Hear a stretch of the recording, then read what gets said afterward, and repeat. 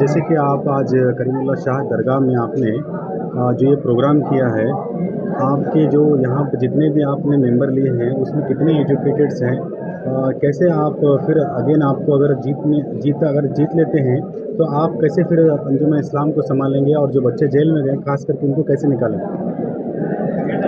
देखिए, अब इससे पहले मैं जो स्पीच किया हूँ या हमारे सदर साहब जो स्पीच कर रहे हैं, इसमें 100% सच्चाई है, झूठ इसमें कुछ है नहीं।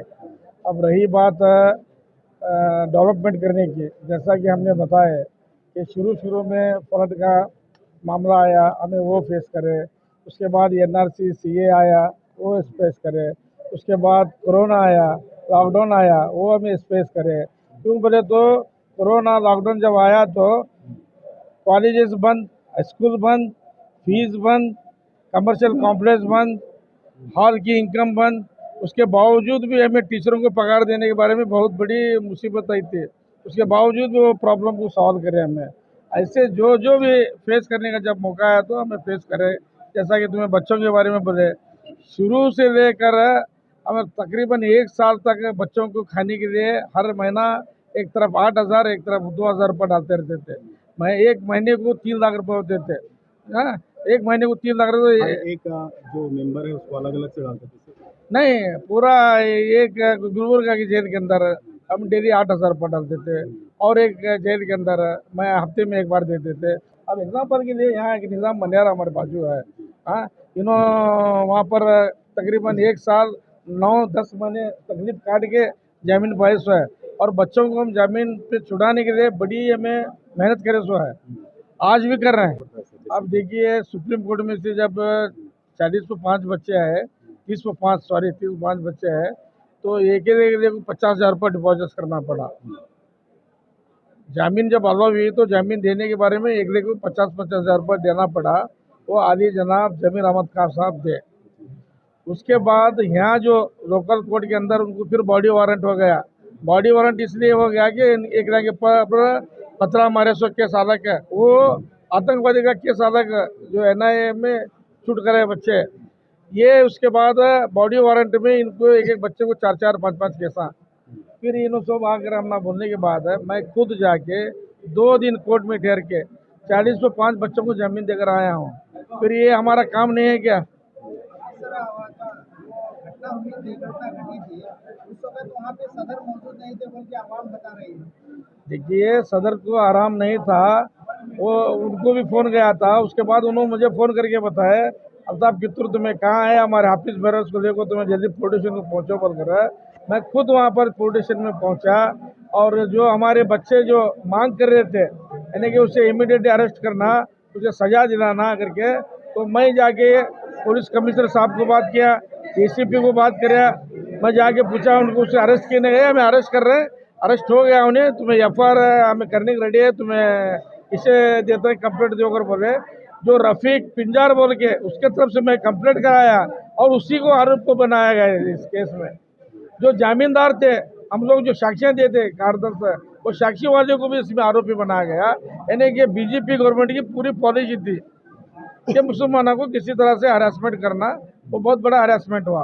सर, जैसे कि आप अभी बता रहे हैं कि बीजेपी गवर्नमेंट की इसमें पॉलिसी थी बोल रहे हैं, ये बीजेपी गवर्नमेंट क्या करेगी सर? क्योंकि इसमें तो कोर्ट का मामला रहता है। कोर्ट जो भी है, चार्जशीट जो पेश किया जाता है पुलिस के ज़रिए से, तो वो कोर्ट डिसाइड करती है। तो इसमें पॉलिटिक्स का मामला कहाँ से आता है सर? पॉलिटिक्स का मामला कहाँ से आता हूँ बताता हूँ मैं। देखो, वहाँ पर तो सिर्फ पथरा हुआ था। जी। अब पत्थर कौन मारे ये नहीं मालूम, जी। मुंह को कपड़ा भरने को मार रहे थे, लाइट चले गया। अच्छा, डैमेज क्या हुआ था वहाँ पर? जीप को कुछ पथरा हुए थे, पुलिस स्टेशन में 2-4 पथरे पड़े थे, 10 पथरे पड़े थे। हाँ, या पुलिस के ऊपर एक 10 पथरे पड़े थे। तो ये पथरे पड़ने की वजह से इनके ऊपर टेररिस्ट आतंकवादी का केस लगाया नहीं जाता। ये BJP गवर्नमेंट वाले, होम मिनिस्टर और प्रहलाद जोशी मिलकर ये बच्चों को 15 दिन महीने के बाद जो है आतंकवादी टेररिस्ट का केस लगाया गया। मैं समझता हूँ पूरे इंडिया के अंदर 500 लोगों को आतंकवादी टेररिस्ट केस में पकड़ा नहीं गया, मगर हुबली शहर के अंदर 150 लोगों को पकड़ा गया। अच्छा, ऑपोजिशन का ये भी कहना है कि अगर आप तुरंत जैसे ही 160 जो बच्चों को अरेस्ट किया गया, करीबन करीब उसी वक्त अगर आप जा करके प्रहलाद जोशी को मिल करके आप अगर छुड़वा सकते थे तो उस वक्त ही वो छोड़ देते थे, तो आप डिले क्यों किए सर? किसकी कोताही हुई इसमें? नहीं नहीं डिले नहीं किए, हम जहाँ जहाँ जाना था सब जगह जाके जी, हम कहाँ भी अपोजिशन का तो कहना ऐसा है सर, नहीं नहीं हम गए आप कुछ थे, कोशिश नहीं किए बोल रहे हैं। प्रहलाद जोशी के पास भी गए थे, जगदीश शेट्टर के पास भी गए थे, बीजेपी गवर्नमेंट को भी हमें अप्रोच हुए, हमने सिर्फ हमारे बच्चों को छुड़ाना था, मगर वो पॉलिटिकल प्रेशर लाकर जो है टेररिस्ट आतंकवादी का केस लगाकर ऑलरेडी हमारे बच्चों को बुक कर चुके थे वो। अब वो हमें जाकर बोलने में नम कहा ये नहीं ನಾವು ಏನು ಮಾಡೋಕ್ಕಾಗ್ತೈತಿ ಅವರೆಲ್ಲ ಅವ್ರ ಮ್ಯಾಗ UAP केस हत्तೈತಿ ನಮ್ಗೇನು ಮಾಡೋಕ್ಕಾಗಂಗಿಲ್ಲ। फिर हमें बड़े बड़े वकीलों की भी बात कर आसान नहीं है, हमें कोशिश करते हैं, बोले हमें वही उम्मीद के ऊपर जो है बड़े बड़े लॉयर को पकड़ के हम कोशिश करें, अल्लाह के फजल से 40-5 लोग आ गए इस बार। अच्छा, अभी इसी तरीके से 2024 का जो इलेक्शन है, किस बेस पर आप लड़ना चाहते हैं? आपका मैनिफेस्टो क्या होगा? हमारा मैनिफेस्टो क्या होगा बोले तो देखिए, पहले हम जब 2009 से लेकर 12 तक हमें जब अहदे पे थे तो 8 एकड़े 10 गुंठे हमने जगह लेकर रखी है। कहाँ लिए थे सर जगह? ये जो जगह बादशाह पिरा की दरगाह है उसके बाजू में सरेवाड़ के अंदर हमने लिया हुआ है।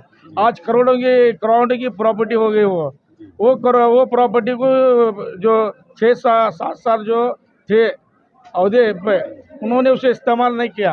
अब हम उसको इस्तेमाल करने वाले थे, मगर ये हमारे सामने बहुत सारी चीज़ें आते गए, हम फेस करते गए, उसके वजह से हम लोग उस काम को अंजाम ना दे सके। अच्छा, इसी तरीके से अपोजिशन का कहना ये भी है कि जो एजुकेशन जो है नेहरू कॉलेज की हो या प्राइमरी स्कूल की है, नर्सरी स्कूल की हो, जो भी जितने भी कॉलेज है वहाँ पर जो एजुकेशन का जो ग्राफ है वो गिरता हुआ नजर आ रहा है करके ऐसा आप पर आरोप है, इस पर आप क्या कहेंगे सर?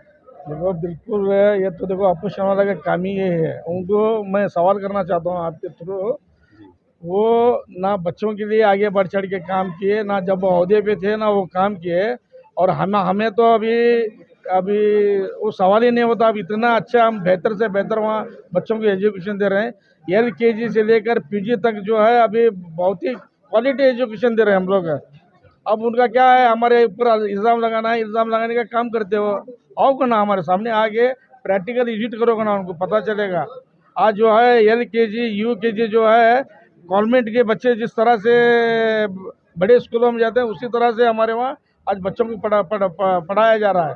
अच्छा, नेहरू कॉलेज से पढ़ने के बाद में कितने बच्चों ने मेडिकल में, कितने बच्चे इंजीनियरिंग कॉलेज में दाखिला लिया सर? आप जैसे कि आप बता रहे हैं कि आपकी जो नेहरू कॉलेज में आप आने के बाद में बहुत सारा ग्राफ बढ़ा, एजुकेशन का ग्राफ बढ़ा आप बता रहे हैं, तो अगर आपका ग्राफ बढ़ा है तो फिर मेडिकल में कितने बच्चों का दाखिला हुआ है सर? इंजीनियरिंग कॉलेज में कितने बच्चों का? इंजीनियरिंग कॉलेज में बहुत सारे बच्चे एडमिशन ले चुके जी, थे। मेडिकल कॉलेज के बताइए। इंजीनियरिंग कॉलेज तो हमारे पास है नहीं। जी जी। इंजीनियरिंग कॉलेज में भी बहुत सारे बच्चे क्वालिफाइड हुए हैं, ले चुके हैं, मेडिकल में भी ले चुके हैं, हमारे बच्चे। ऐसा नहीं है कि मेडिकल में नहीं ले करके। अच्छा, उनके बहुत नाम सारे कुछ पता बच्चे, है? मेरे पास अभी वो लिस्ट नहीं है, और बहुत सारे बच्चे MBBS नहीं बने तो भी BHM बच्चे हमारे डॉक्टर बन रहे हैं। अच्छा, इसी तरीके से अभी जो भी बच्चे वहाँ पर पढ़ रहे हैं वो पेरेंट्स जितने भी हैं वो फीस बराबर से अदा करते हैं या आप उनको माफ़ कर देते हैं सर? फीस तो अदा करते हैं। हमारे मुतवल्ली हजरात जो होते हैं हुबली शहर के, अगर कोई बहुत ही गरीब है, गरीब बच्चा है, गरीब तबके का बच्चा है तो वो रिकमेंड करते हैं, उसके मुताबिक हम लोग जितना हो सके उतना जो है हम लोग उनको कम करने की कोशिश करते हैं। आपके जो नंबर जो है इस काबिलियत से है सर, किस चीज़ पे आवाम वोट डालेगी? देखिए हमारे सौंदर साहब सदर साहब है, 2 बार वो सदर रह चुके हैं, इससे पहले वो सेक्रेटरी रह चुके हैं, उससे पहले AB के मेंबर रह चुके हैं, और मेरा तजुर्बा है, मैं इससे पहले हॉस्पिटल बोर्ड का सेक्रेटरी था, अभी इस बार जो है मैं वाइस प्रेसिडेंट रहा हूँ। अब हमारे वहाँ जो एजुकेशन बोर्ड के अंदर जो है सभी तजुर्बाकार लोग पहले के 4 है, फिर नए से जो है वेल एजुकेटेड लोगों को हमने हॉस्पिटल बोर्ड में लिया हुआ है। अच्छा सर आवाम हॉस्पिटल का जो चीज़ आपने बताया, तो हॉस्पिटल तो उतना इम्प्रूवमेंट नहीं हुआ जितना होना चाहिए था। बहुत इम्प्रूवमेंट हुआ है हमारा हॉस्पिटल, तो अब उसका अंदाज नहीं कर सकेंगे।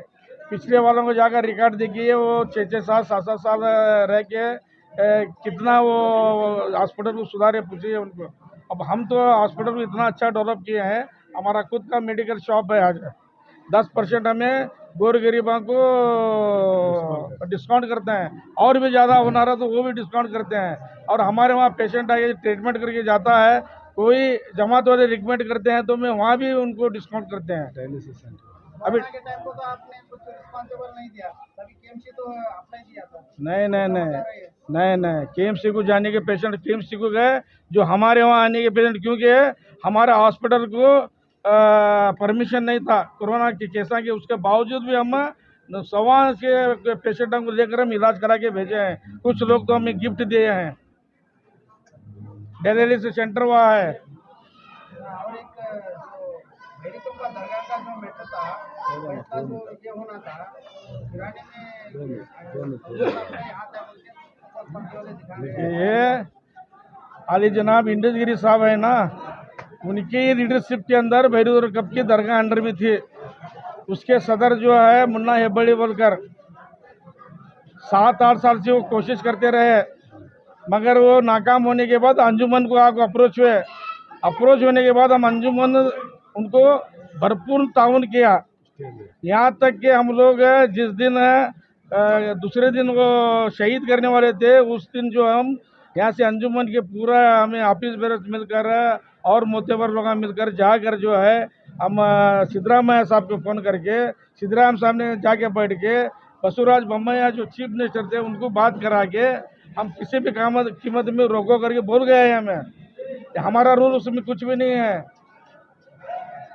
अच्छा, इसी तरीके से और एक सवाल है सर, बहुत ही महत्वपूर्ण सवाल है ये। आवाम का सवाल हमारे पास बहुत ज़्यादा आ रहा है। जिस दिन आप सीएम बोम्मैया के पास गए थे, बसुराज बोम्मैया के पास जब गए थे, तो वहाँ से एक तस्वीर आपकी शाये हुई थी जो वायरल हुई थी, तो उसमें आप सभी लीडर जो जितने भी अंजुमन के लीडर्स हैं वो मुस्कुराते हुए हंसते हुए नजर आ रहे हैं सर। क्यों मुस्कुरा रहे थे सर? नहीं, हम तो मुस्कुराए नहीं। हमने बताया गया था कि चीफ मिनिस्टर से मुलाकात करना है। ये किसकी तरफ से आई थी? यही आदि जनाब इंडसगिरी की तरफ से और मुन्ना हेब्बड़ी की तरफ से हमें बुलाया गया वहाँ बुलाया गया। और वहाँ जाने के बाद जो है मुन्ना हेब्बड़ी और इंडसगिरी के फॉलोअर्स जो है जाके सीएम साहब को जो है गुलपोशी करे, इंडसगिरी साहब को गुलपोशी किए, वो फोटो आई हुई है। देखिए आप, हम मुस्कुराते हुए आए नहीं, हमना तो अफसोस हुआ वहाँ पर। कहना ऐसा है कि आप मुस्कुरा रहे थे जाकर? नहीं, वही तो बोल रहा हूँ, इंडसगिरी साहब क्यों शाल डाले पूछो सीएम के बाजू टेर के। इंडसगिरी को मेरा सवाल है, बाजू सीएम के बाजू टेर के शाल डाल रहे, उन्होंने शाल डालने वाले कौन थे? उन्हीं के लोग मुन्ना हेब्बड़ी थे। तो हमारा कहाँ से सवाल आता? हम लोग मुस्कुराते आए बोलकर। इस बार आज किस सीट पर इलेक्शन लड़ रहे सर? मैं वाइस प्रेसिडेंट के लिए खड़ा हूँ। बहुत शुक्रिया।